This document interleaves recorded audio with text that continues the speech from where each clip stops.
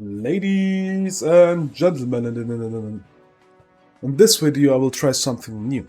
I will try to record the whole video in English. I usually record my videos in German, but I just wanted to see how it will perform, and if it will perform good, I maybe be continuing to recording my videos in English. I know that my English isn't like good enough right now, but in the future, if I would be continuing recording my videos in English, I hope that my English will be getting better, so it will be a win-win. And yeah.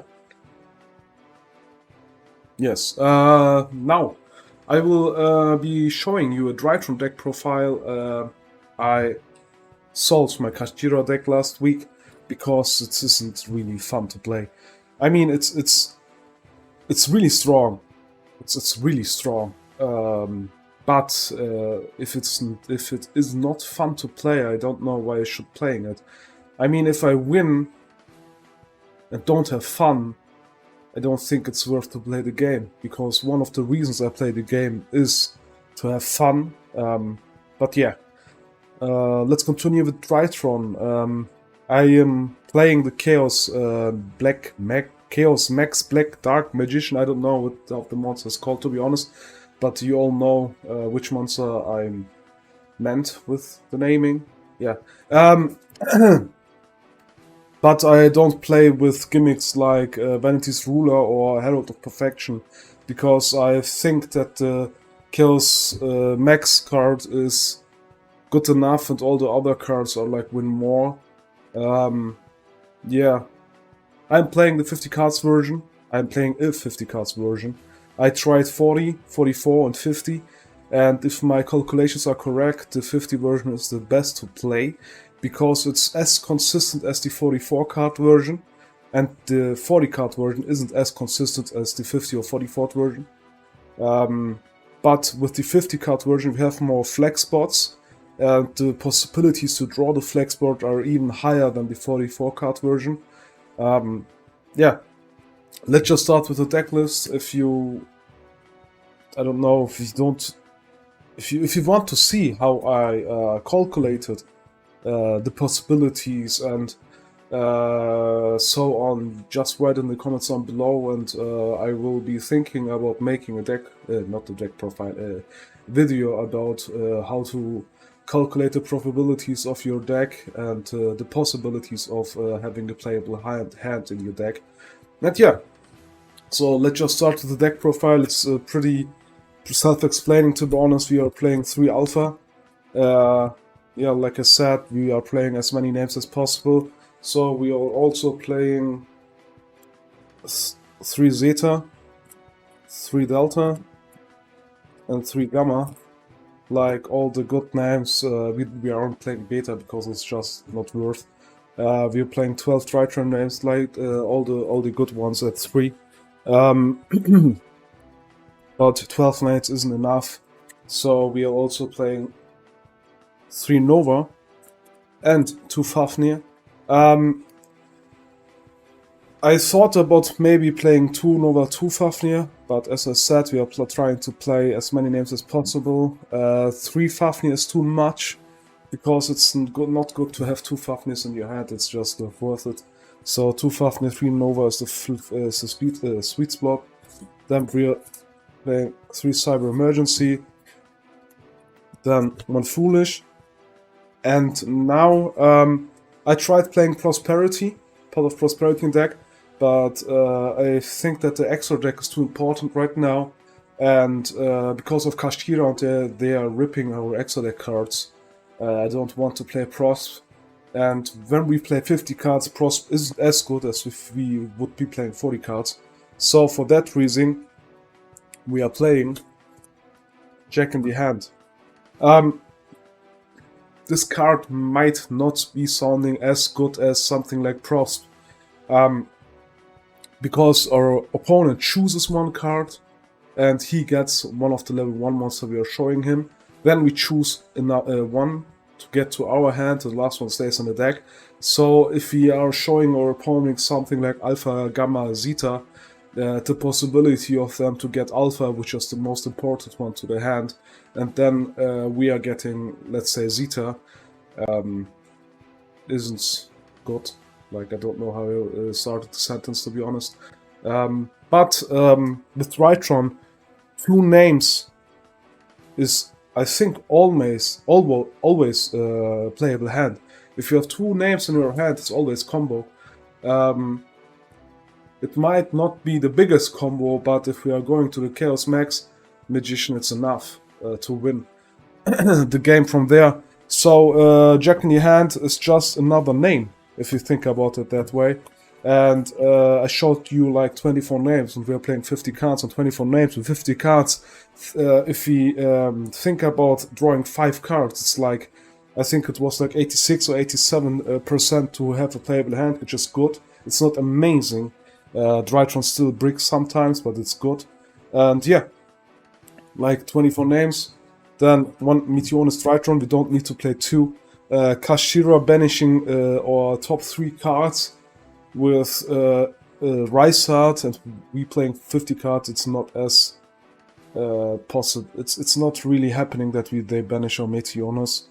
And almost no cash player is playing the big line with Diablosis and so on. They just enter on a Rysart past light right now.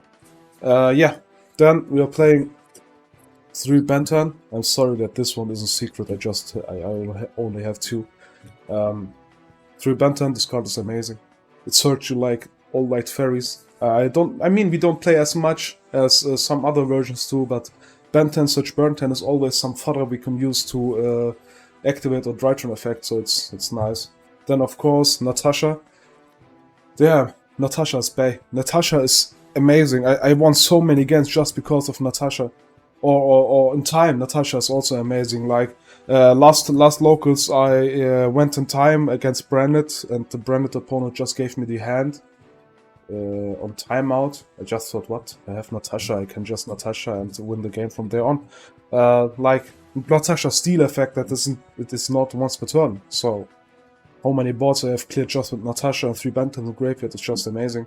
Then we play the big boy. I don't know how it's called, to be honest. It's a really known name. It's just a big boy. It's not the one that shoots spell traps. It's the one that destroys cards on the field. Like, not destroys, it's puts them into the graveyard like Zeus. But if you get floodgated, let's say going second we get Deep Barrier, and they call XYZ, like most of them. Nevertheless, you can go into this one and just attack, and with the other big ones it's just game often. Then 3 Bentons is not enough, so we play 6 Bentons. I mean, Prep is amazing. Don't forget the Prep's effect that you can also add a ritual spell from the graveyard to the hand. It's nice. We don't need Edaton. Edaton is just not worth it to play right now. Then, of course, Magician of Black Chaos Max. This card is our win con. This card, we put this card on the field with FA Dawn Dragster to have spell trap negate, but this card just wins the game. It's like if it's on the field, you can tribute a monster and you often tribute itself, and your opponent can't activate monster effect this turn, and we do it on the opponent's draw phase, so they can just bestial us. But if we have only drawn Dragster, they can't even bestial us. They can cold by us and they can droplet us, but I mean, nobody plays this card, so this card is got just a win con. We like, it's amazing. I don't need to talk about it that much. Then we play 2 Divider. We can start with this card. We can. This card is amazing going second as well, because we just sent Entis. They need to negate this because Entis is a pop 1, and yeah, it's like amazing. It's really good. Then 1 Orange Light, because we only need 1, it's at 1, we can search it. 1 Lancea, we only need 1, like the same with the Orange Light. We can search this one against Kash, it's good, we can search it, so why not. Then Flexbots, 12 Flexbot as I said. 3 Ash, because it's just GG against Branded right now. Then 3 Kurikara. I played Nip last Locus, but I want to try this one out.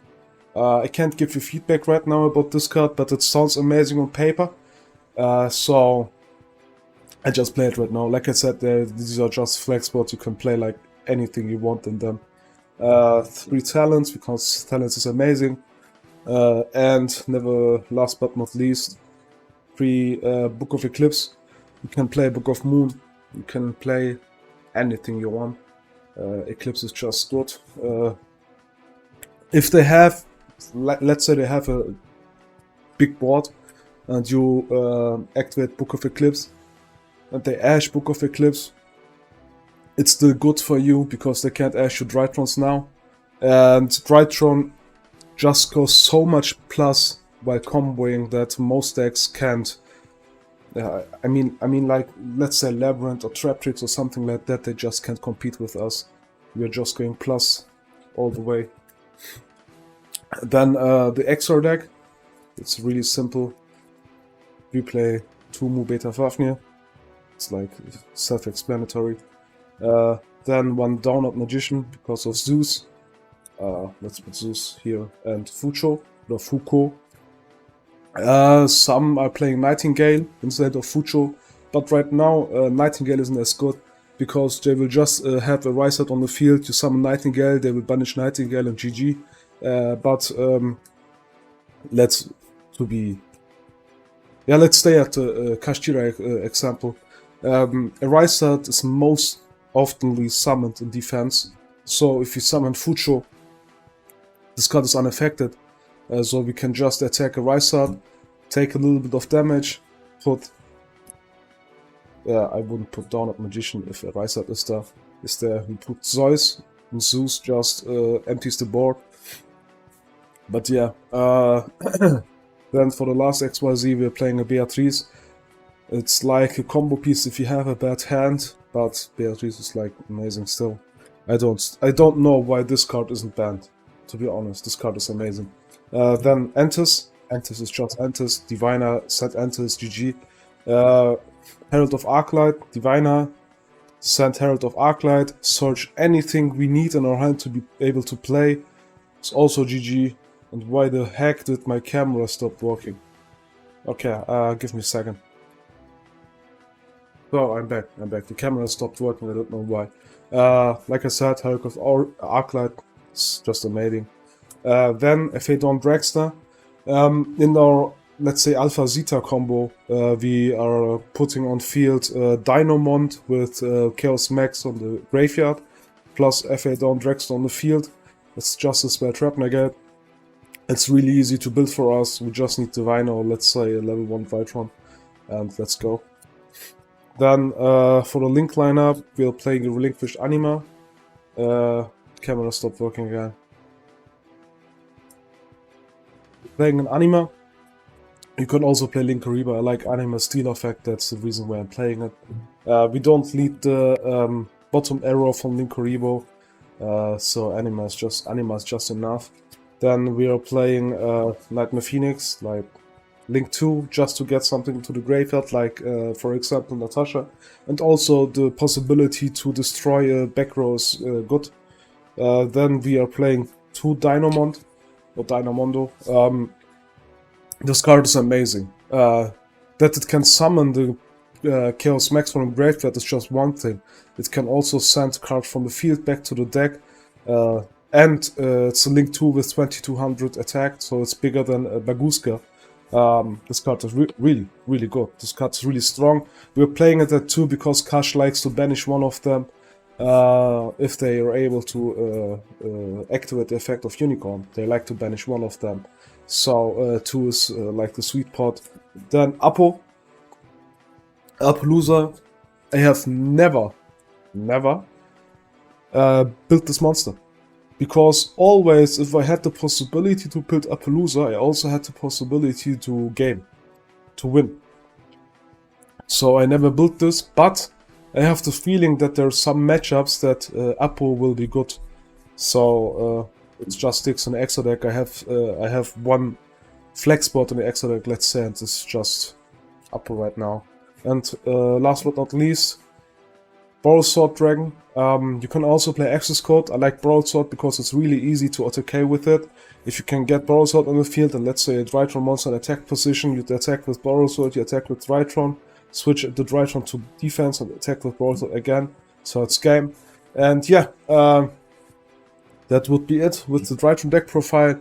If you have any question or any feedback to give me, just write it down in the comments. And yeah, until next time, and yeah, see ya!